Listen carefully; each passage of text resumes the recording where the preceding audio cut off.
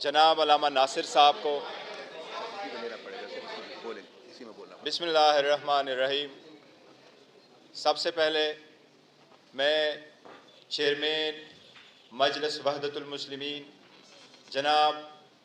अल्लामा राजा नासिर साहब को और चेयरमैन सुन्नी इत्तेहाद कौंसिल जनाब साहिबजादा मोहम्मद हामिद रज़ा साहब को यहाँ खुशमदीद हम कहते हैं। उनकी तशरीफ़ आवरी हमारे लिए एक आनर की बात है। इलेक्शन के बाद आपको पता है कि पाकिस्तान तहरीक इंसाफ की जितने कैंडिडेट पूरे मुल्क से मुंतखब हुए हैं वो आप सब लोगों को मालूम है। हमारा क्लेम यही है कि पाकिस्तान तहरीक इंसाफ की नेशनल असम्बली में 180 की सीटों पे हम जीत चुके हैं, लेकिन जितने कैंडिडेट्स ऑलरेडी नोटिफाइड हो चुके हैं और जो हमें है कि हमारे आज़ाद कैंडिडेट थे जिन सरकमस्टांसेस में उन्होंने इलेक्शन लड़ा और उनको ये कंसिडर किया गया कि वो आज़ाद कैंडिडेट है, जो कि हमारा कहना यही है कि वो पाकिस्तान तहरीक इंसाफ से एफिलिएटेड थे। नॉमिनेशन फॉर्म भी पाकिस्तान तहरीक इंसाफ का था, टिकट्स भी उनको पाकिस्तान तहरीक इंसाफ के इशू हुए थे और उनको टिकट इशू होना था, निशान पाकिस्तान तहरीक इंसाफ का बल्ला अलाट होना था। लेकिन आखिरी दिन जिस वक्त फैसले से पहले ही उनको आज़ाद नुमाइंदगान की निशानात अलाट हुए थे, उन पे जितने नुमाइंदगान ने इलेक्शन लड़ा उन सब को पाकिस्तान तहरीक इंसाफ ने सपोर्ट किया और अल्हम्दुलिल्लाह बड़े तादाद में सारों सूबों में वो जीते। अब इलेक्शन कमीशन की नज़र में या अदरवाइज़ जी उनको आज़ाद कैंडिडेट सपोर्टेड बाय PTI कहा जाता है। उनमें से अभी तक 3 नोटिफिकेशनें हुई है। इलेक्शन कमीशन की तरफ से एक नोटिफिकेशन 16 तारीख को, दूसरा नोटिफिकेशन 17 और लास्ट नोटिफिकेशन 18 तारीख को इशू हो चुका है। उन नोटिफिकेशन के मुताबिक आज़ाद कैंडिडेट ने विद इन 3 डेज़ ज्वाइन करना होता है किसी पार्टी को। आपको के इल्म में पहली भी इस पर बहस होती रही है, लेकिन हमें बहुत खुशी है और एक बहुत हारमोनी आप देख रहे हैं इस वक्त कि हमारे यहाँ मौलाना अल्लामा नासिर साहब है और हामिद रज़ा साहब दोनों बैठे हैं। हमने कल भी एक मशावरती मीटिंग की थी, अल्लामा नासिर साहब की तरफ हम गए थे और हमारी तफसील से मशावरती मीटिंग वहाँ हो चुकी थी। सबकी कंसेंसस से और सबके मशवरे से, क्योंकि ये हमारा इतिहाद इस मुल्क के लिए है और हमारा जो पहले एक दूसरे के साथ कंसेंसस था वो इस मुल्क के लिए था, इसकी डेमोक्रेसी के लिए था और हमने इस सख्त हालात में एक दूसरे को खंदा देना था ताकि हम आईन और कानून के मुताबिक आगे बढ़े। अब जबकि आज़ाद कैंडिडेट है हमारे, वो चाहे प्रोविंशियल असम्बली में हैं पंजाब के, चाहे वो प्रोविंशियल असम्बली KPK में हैं, चाहे वो नेशनल असम्बली में है। अब कंसेंसस के साथ हमारा ये फ़ैसला हो चुका है कि हमारे कैंडिडेट्स वो नेशनल असम्बली में और वो प्रोविंशियल असम्बली पंजाब और प्रोविंशियल असम्बली KPK इंशाअल्लाह ताला सुन्नी इत्तेहाद कौंसिल को एज अ पार्टी ज्वाइन करेंगे। हमारे कैंडिडेट अपने एफिडेविट कल जमा करा चुके हैं हमारे पास और आज मैं इन सब की कंसेंट के साथ और उनकी शुक्रिया अदा करते हुए कह रहा हूँ कि हम ये ऐलान करने जा रहे हैं कि पाकिस्तान तहरीक इंसाफ की आज़ाद सपोर्टेड जिनको आज़ाद कैंडिडेट कहा जाता है वो हम बाज़ाबिता तौर पे इनके सुन्नी इत्तेहाद कौंसिल को असम्बली में ज्वाइन करेंगे और उसके प्लेटफार्म पे हमारा ये हम जमा करने जा रहे हैं इलेक्शन कमीशन के मुताबिक। उसकी एक रीज़न है और रीज़न यही है, जिस तरह मैंने ज़िक्र किया कि पाकिस्तान तहरीक इंसाफ की वो सपोर्टेड कैंडिडेट है, लेकिन कानून के इस्तबार से चाहे वो आर्टिकल 51 ऑफ द कॉन्स्टिट्यूशन है, चाहे वो इलेक्शन एक्ट है, चाहे वो इलेक्शन रूल्स है, उनकी जिस तरीके से पहले इंटरप्रिटेशन की गई थी वो हमेशा ऐसी इंटरप्रिटेशन की गई जो पाकिस्तान तहरीक इंसाफ जाती रही है। इसलिए आपको मालूम है कि नेशनल असम्बली में 70 रिज़र्व सीटें मौजूद हैं। इसी तरह पूरे मुल्क में 227 रिज़र्व सीट्स है। ये सीटें मिलती हैं उन सिर्फ पॉलिटिकल पार्टीज़ को। इसलिए अपने रिज़र्व सीटों को प्रोटेक्ट करने के लिए, अपने मेंबरान को वो कवर देने के लिए ताकि पार्टी इंस्ट्रक्शन की पाबंद हो, हमारा आपस में एक फार्मल मुआहिदा भी हुआ है और हमारे कैंडिडेट उसके पेश नज़र सारे के सारे इंशाअल्लाह ताला वो ज्वाइन कर चुके हैं और वो डॉक्यूमेंटेशन हम आज इलेक्शन कमीशन के सामने इंशाअल्लाह ताला पेश करेंगे। और इलेक्शन कमीशन से बाज़ाबिता तौर पर आज एक लेटर के ज़रिए हम एक दरख्वास्त कर रहे हैं कि हमारे नेशनल असम्बली में, चाहे वो वमेन या नॉन मुस्लिम सीट हैं, चाहे वो पंजाब या KP के और दूसरे सूबों में हैं, इलेक्शन कमीशन से हम वो बाज़ाबिता तौर पर दरख्वास्त दे करके मुतालबा करेंगे कि हमारी रिज़र्व सीटों की एलोकेशन हमारे पार्टी स्ट्रेंथ के मुताबिक, कानून के मुताबिक वो हमें एलोकेट करें। तो एक बार फिर मैं दोनों का बहुत शुक्रिया अदा करता हूँ और मैं अभी उम्मीद करता हूँ कुछ इज़हार करेंगे हमारे सेक्रेटरी जनरल साहब उमर अयूब साहब।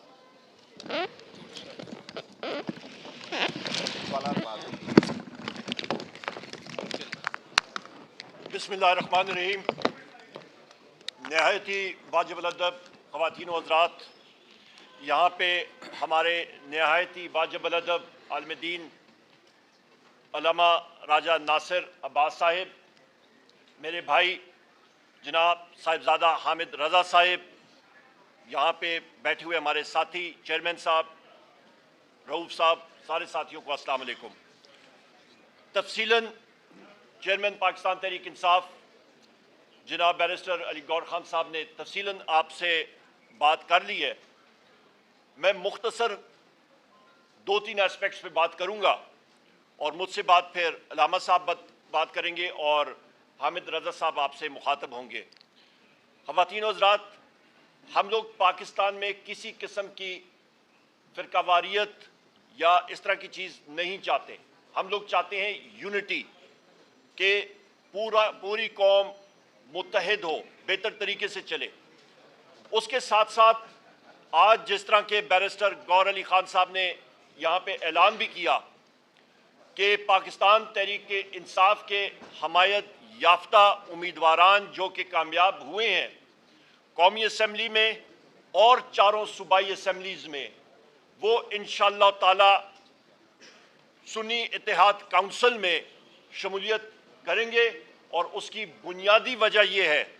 कि रिज़र्व सीट्स का जो कोटा होता है वो सियासी पार्टी के प्लेटफॉर्म से होगा और उसके लिए इंशाअल्लाह ताला हमारी जस्तजू होगी और उसके साथ मिलने से हमारी जो स्ट्रेंथ है, हमारी तादाद, उसमें मज़ीद इजाफा होगा। यहाँ पे मैं ये भी कहता चलूँ, जो कल भी बात हुई थी, पाकिस्तान तहरीक इंसाफ की जो स्ट्रेंथ है कौमी असम्बली के अंदर वो 180 है और जो कि परसों रावलपिंडी के कमिश्नर चट्टा साहब ने, लियाकत चट्टा साहब ने एक पूरा पोल जो है वो यहाँ किया, सामने लाए, उसके सामने पता लगा कि किस तरह की इलेक्शन से पहले प्री पोल रिगिंग होती रही है, इलेक्शन के दिन धांधली होती रही है और इलेक्शन के बाद जिस तरह की टेक्निकल धांधला होता रहा है वो भी वो सामने लाए। और इस चीज़ की कल हमने डिमांड भी की थी कि हमारे उम्मीदवारान उनको फिल फॉर जो फॉर्म 45 है वो मौजूद है, उसकी बिना पे जो असली फॉर्म 47 बनना चाहिए और उनको रिटर्न कैंडिडेट डिक्लेयर करना चाहिए कि वो कौमी असम्बली और सूबाई असम्बलीज में जाके अपनी हलफ बर्दारी कर सकें। उसके साथ साथ हमने ये भी बात कही थी कि MQM ने पाकिस्तान तहरीक इंसाफ के मैंडेट पे सिंध और बिलखसूस हैदराबाद और कराची पे डाका डाला है, धांधला किया है। पेशावर की 7-8 सीटें हमारी जो है वहाँ पे डिप्टी कमिश्नर पेशावर और उनके एहलकारान और पुलिस के अफसरान वो भी मुलव्वस हैं उस धांधली में। इसी तरह मैरियट होटल में हमारे 80 से ज़्यादा वो साथी जिनको धांधली के ज़रिए उनके फॉर्म 47 तब्दील किए गए, उन्होंने अपने शवाहिद सामने रखे, उसको इमीडिएट फिल फॉर रिवर्स करना चाहिए और उनको रिटर्न कैंडिडेट डिक्लेयर करना चाहिए। आखिरी 2-4 पॉइंट्स कि इस अमर के बाद इंशाअल्लाह ताला हुकूमत सूबों में और कौमी सतह पे नेशनल असम्बली में पाकिस्तान तहरीक इंसाफ के हमारे जो कैंडिडेट्स आए हैं और उसके बाद वो सुन्नी इत्तेहाद काउंसिल में जाएंगे। हमारी ही पार्टी इंशाअल्लाह ताला हुकूमतें बनाएगी और सबसे पहला काम होगा कि हमारे दिलों पे राज करने वाले वजीर आज़म इमरान खान साहब, बुशरा बीबी की रिहाई, उसके साथ साथ शाह महमूद कुरैशी साहब, चौधरी परवेज इलाही साहब, हमारी खवातीन जो इस वक्त पाबंद सलासल हैं, हमारी सीनियर खवातीन मेंबरान, उनकी फौरन पाबंद सलासल से रिहाई और हमारे जो मर्द हजरात हैं, सीनियर लीडरशिप है जो पाबंद सलासल है, उनकी रिहाई और सबसे अहम हमारे सिरों के ताज, हमारे वो वर्कर्स जिन्होंने इमरान खान साहब और पाकिस्तान तहरीक इंसाफ के नजरिए के ऊपर हकीकी आज़ादी के लिए कुर्बानियां दी और जिन पे FIRs हैं और वो पाबंद सलासल हैं, उनकी फिल्फ और रहाई, उसके लिए हमारा ये हदफ होगा, उस पर हम लोग काम करें इंशाअल्लाह ताला। ख़वातीन और हज़रात, मैंने ये बातें आपके सामने पेश की और इसके बाद मैं निहायत ही वाजिब अल अदब जनाब अल्लामा राजा नासिर अब्बास साहब से गुजारिश करूंगा कि वो आपसे मुखातिब हों। और मैं यहाँ पे ये भी कहता चलूँ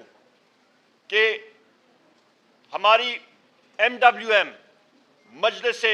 वादतुल मुस्लिमीन, इन्होंने जितनी सपोर्ट की है इमरान खान साहब के लिए, पाकिस्तान तहरीक इंसाफ के लिए, मेरे पास वो शुक्रिया के अल्फाज नहीं है। हर जगह पे अल्लामा साहब कहते हैं कि इंसान के लिए एक स्ट्रेटेजिक थिंकिंग होनी चाहिए। यहाँ पे मैं अल्लामा साहब आपका तहे दिल से, पाकिस्तान तहरीक इंसाफ के हर एक वर्कर की तरफ से आपका, आपकी टीम का तहे दिल से मशकूर हूँ कि जो आपकी सोच है पाकिस्तान के लिए, जो आपकी सोच है इस्लाम के लिए, हम लोग आपका तहे दिल से शुक्रगुजार हैं कि हमेशा आपने PTI की और इमरान खान साहब की हमायत की है। बहुत बहुत शुक्रिया जी।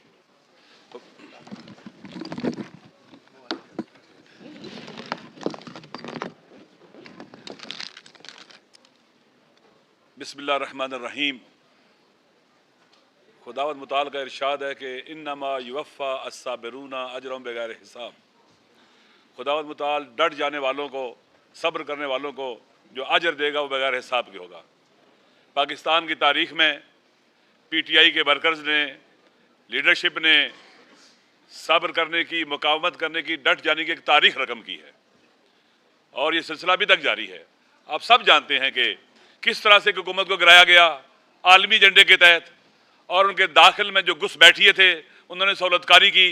और एक स्टेबल गवर्नमेंट को गिराकर पूरे मुल्क को बहरान का शिकार किया और जुल्म और सितम की इंतहा की। तमाम गैर कानूनी और गैर आइनी इकदाम किए गए और हथकंडे किए गए कि लोगों को डरा दें, खौफजदा कर दें, मायूस कर दें और इस तरह से उनका जो एपिसोड है वो कामयाब हो जाए। उनकी मिस कैलकुलेशन थी। उन्होंने PTI की लीडरशिप को नहीं पहचाना था,